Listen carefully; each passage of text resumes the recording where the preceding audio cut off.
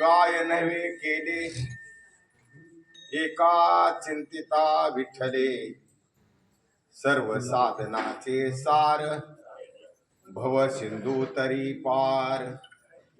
योग याग तपे त्याने केली अमुपे, सर्व साधनाचे सार भव सिंधू तरी पार. तुका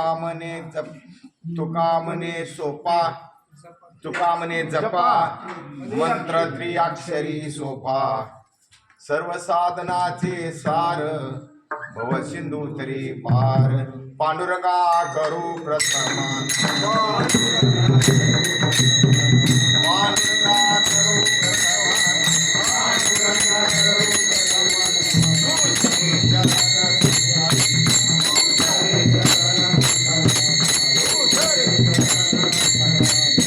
ओम नमो ज्ञानेश्वरा, ओम नमो ज्ञानेश्वरा, ओम नमो ज्ञानेश्वरा, ओम नमो ज्ञानेश्वरा, ओम नमो ज्ञानेश्वरा,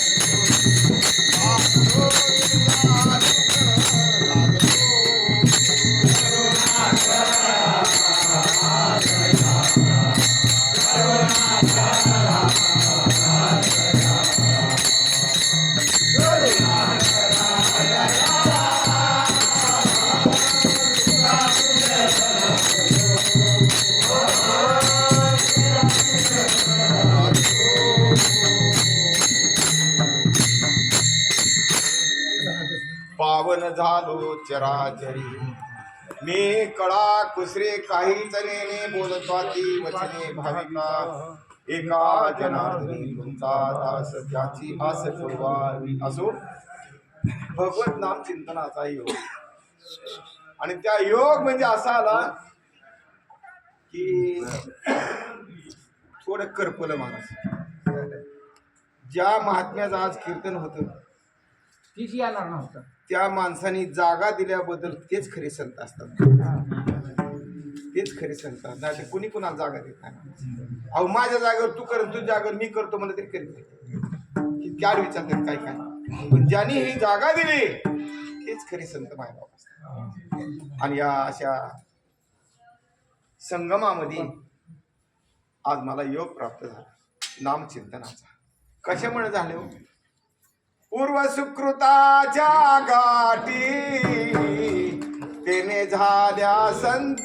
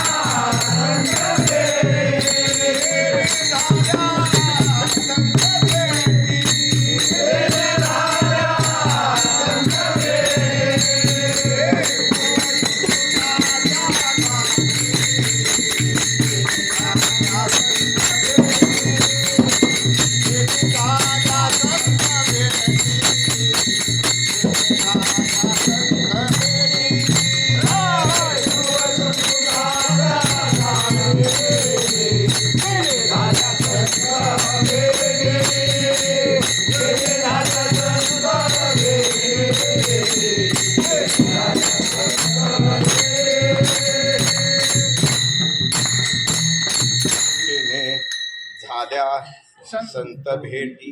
आणि भेटीमध्ये संवाद निघला. भेटीमध्ये काय होत असतो महाराज? संवाद निघत असतो. मग महाराजांनी संवाद केला. महाराज आज कराशी यावं म्हणून त्यांची जी असेल ती, तुम्हाला काय करायचे, मी आहे की एवढा मोठा खंबीर. असा संवाद झाला. आणि या संवादामध्ये उच्चारला अभंग जगद्गुरूचा संवादाचाच अभंग. कोणता संवाद केला जगद्गुरूने? जगद्गुरू तुकोबारा एका बाजावर बसले होते. बाजावर.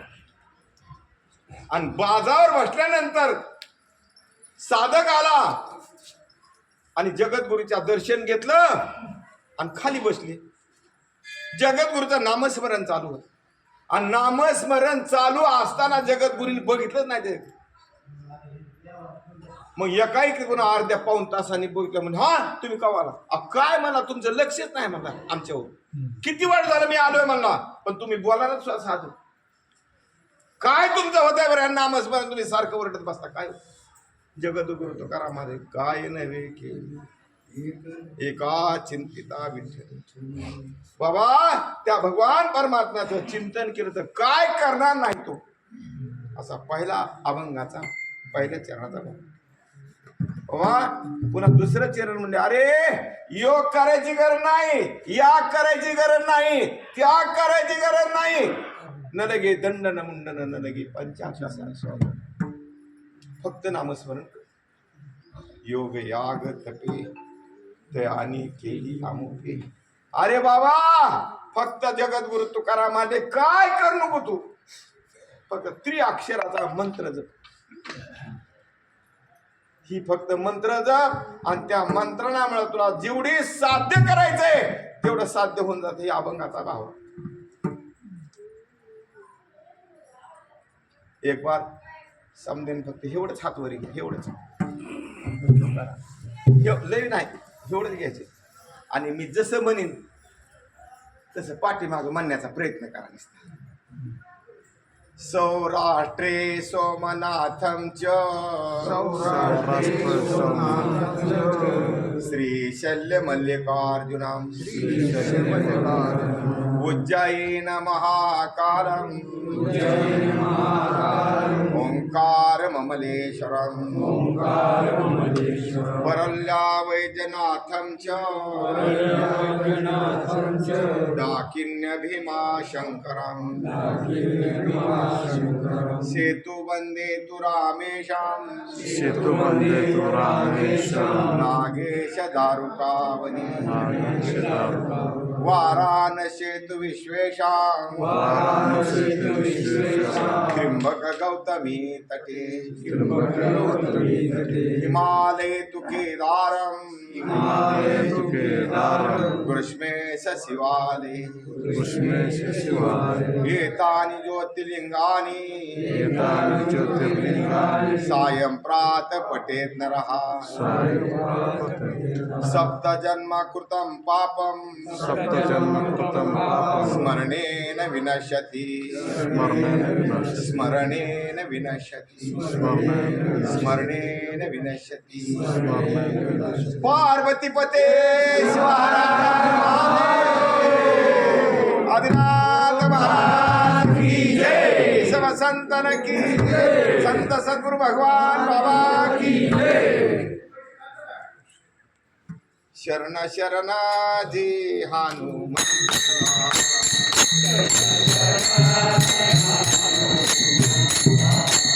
शरण शरणाजी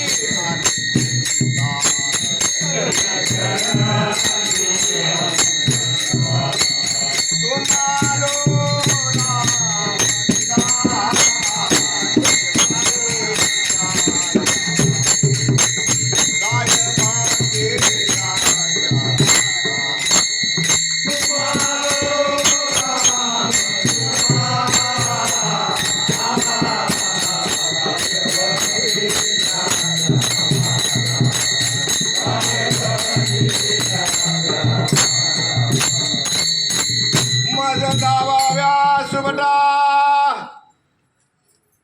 4092 अभंगाची उत्पत्ती केली पण समाधान लागलं नाही. संताला शरण जावं.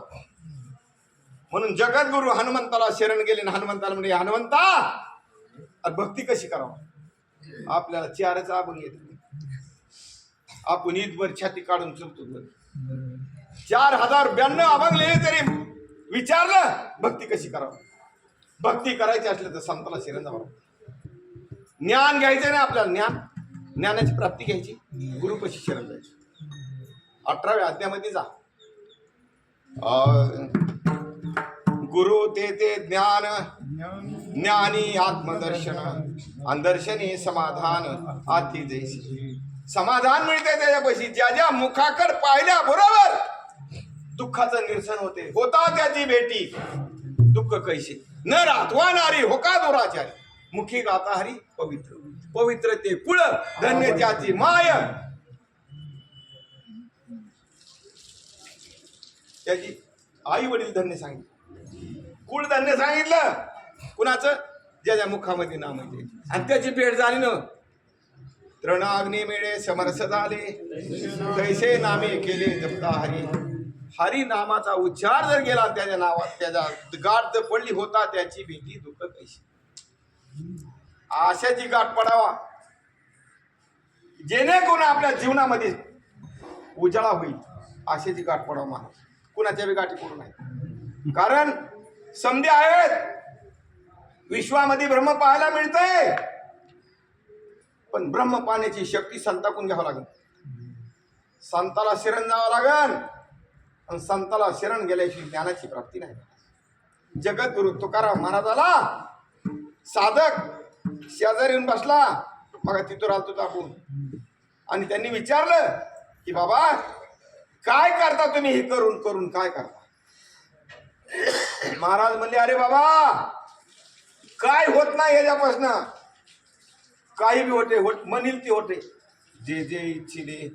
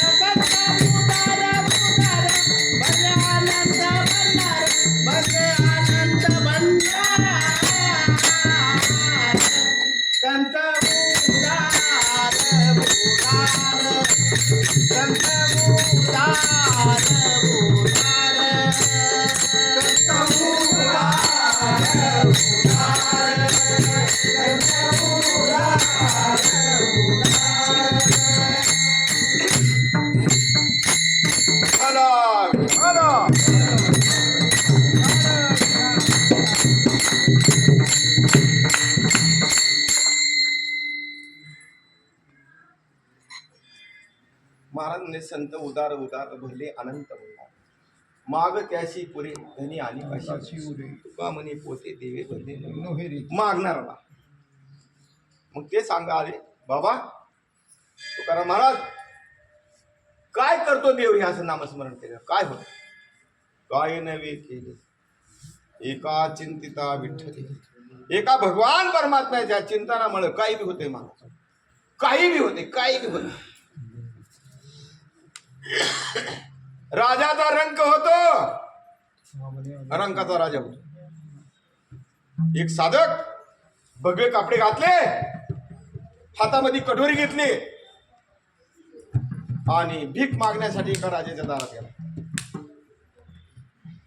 राजा म्हणला निमार्द वय म्हणला तुझं तुला काय काम करून खायच नाही का म्हण भीक मागतो काय भगवे कपडे घालतो राम राम करतो विठ्ठल विठ्ठल करतो काय करतो म्हणे तुमचा देव. राजा काय करीत नाही देव काय बी करतो. त्याच्या मनात आलं का नाही राजा काय बी करतो रे राजा. राजा म्हणा काय करतो करतो करतो करतो म्हणा ती म्हणा तुला माझ्या तोंडून ऐकायचंय काय काय करतोय म्हणून. माझ्या तोंडून ऐकायचं असलं तर मी म्हणतो सांगतो असं कर मला काय म्हणा माझी कपडे तू घाल. त्याने बघ कपडे घातले होते हातात फुटकं बघून होतं भीक मागायला घेतलं घाल मला हे आणि तुला लगे मी सांगतो मला ह्याचं उत्तर. काढ म्हणला पांगून राजा म्हणा. राजा म्हणा काढ तुझी भिकारी म्हणा काढ तुझी पांगून. राजाची पांघरून त्या भिकारीने घातली आणि भिकाऱ्याची पांघरून राजाने घातली. राजा मला सांगतो की इकडे म्हणलं आणि असा मुद्रा कर म्हणा 4 बार आणि मला तुझ्या खुर्चीवर जाऊन बसू दे. गेला भिकारी बसला खुर्चीवर जाऊन. राजाने 4 बार मुद्रा केला. सांग मला काय करतो ती. मला अजून मी कळत नाही का मला. हा येड्या राजा होता आता 5 मिनिटात आणि 5 मिनिटात भिकारी झालाच की म्हणा तू. आणि मी 5 भिकाऱ्याचा राजा झालोय. काय करीत नाही देव. त्याच्या मनात आलं का नाही महाराज काय बी करतो. काय करायचे तेवढं करतो. काय करायचं कुणाला पालत घालायचं कुणाला सवास करायचं फक्त तुझ्या चिंतन कर. असं चिंतन कर का चिंतनामुळे भगवान परमात्मा पंढरीत उभाच राहणार पाहिजे.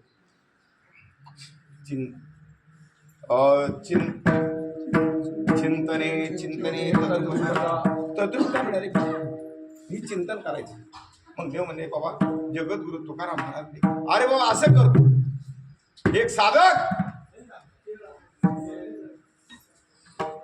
जुनी माणसं महाराज इमानदारीला पॅक होती का नव्हती.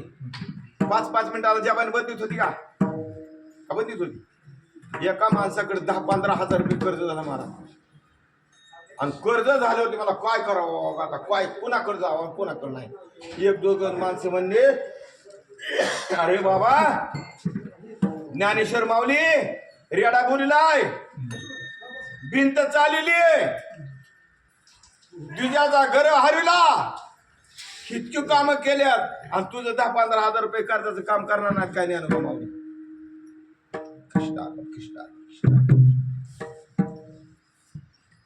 पुढे बसावं भाऊ इकडे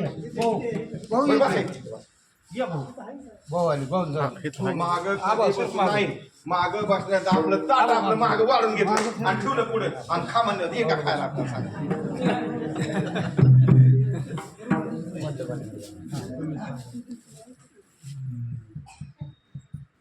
ही नियोजन असते ना.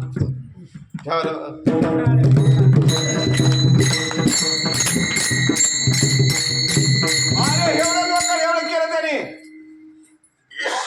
तुझं 15,000 देणार काय माऊली म्हणे पैसे जा माऊलीकड. माऊलीकडे गेले साष्टांग नमस्कार घातला. माऊली माझ्यावर 10-15 हजाराचा बोजा झाला आहे. मग मी जर उद्या मेलो तर माझ्या डोक्यावर तसंच कर्ज राहील. मग ही कर्ज फेडण्यासाठी मला काहीतरी उपाय सांगायचे. माऊली म्हणले आता तू काय कर म्हणले तुला पैसे पाहिजेत ना म्हणे हो. मग जा म्हणले तुकाराम महाराजाकडे देऊला. हल्लं तिथून आता आशा गेलं तुकाराम महाराजाकडे. तुकाराम महाराज ध्यानात बसले होते. तुकाराम महाराजांनी डोळे उघडले नमस्कार घातला. बोला बोला काय नाही म्हणे महाराज मला माऊलीने पाठवले तुमच्या. अरे का म्हण पाठवलं बरं. माझ्याकडे 10-15 हजार रुपयाचा बोजा झालेला आहे. मी माऊलीकडे गेलो तर माऊली म्हणे तुकाराम महाराज. महाराज म्हणले त्याने लगी उद्गार अभंग करा सयाची द्वारी नो हे दास खरा नो हे दास हरे दादा से डांगोरा परे दादा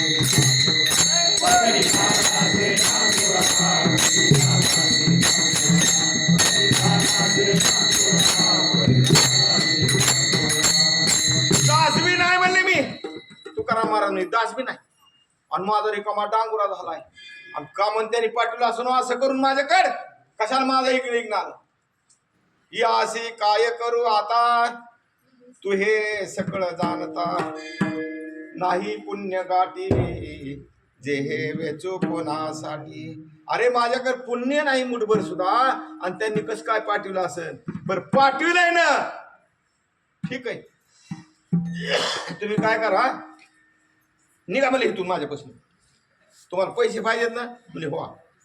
मग आता मला सांगा आपल्याला समजा एक जणाकडून पैसे पाहिजेत ती देतो म्हणलाय पण ती मला माझी एवढी 2-4 जनावर चारून आणतो का राहणार तुपासाठी खाते का नाही माणूस तुपासाठी उष्ट खाते त्या 2-4 जनावर सोडून आता मग जाईन का नाही माणूस आपण मी तर जाईन आता मला कुणी म्हणते तुम्हाला 5,000 रुपये देतो चला इकडे चला पिढीला सासऱ्यानं माहेर सारखंच तसं त्याला सांगितलं त्या साधकाला जगद्गुरु तुकाराम महाराज म्हणजे तू काय कर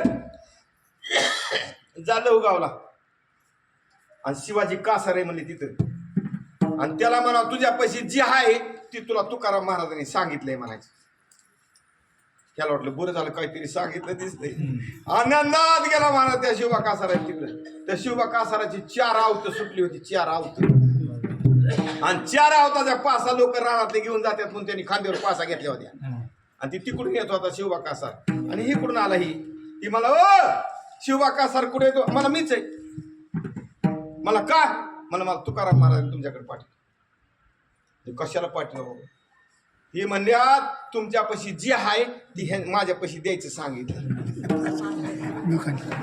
आता त्याच्यापाशी 4-5 होते हितकाल्या आवताच्या आणि 5 घेत जात त्यांनी काढल्या खांद्यावरचे किती द्या त्याला संत म्हणा महाराज जी आहे ती सांगितलं द्यायचं सांगितले म्हणल्यावर त्यांनी आवताचा विचार केला का त्यांनी उचलल्या खांद्यावरच्या 5 आणि दिल्या ह्याच्या खांद्यावर टाकून म्हणा आता वजन म्हणा एका का 5-5, 7-7, 10 किलो वजन आता लवकावून पुन्हा देवला जायचे आणि ही वजन 1 किलोमीटर 5 किलो 1 किलोमीटर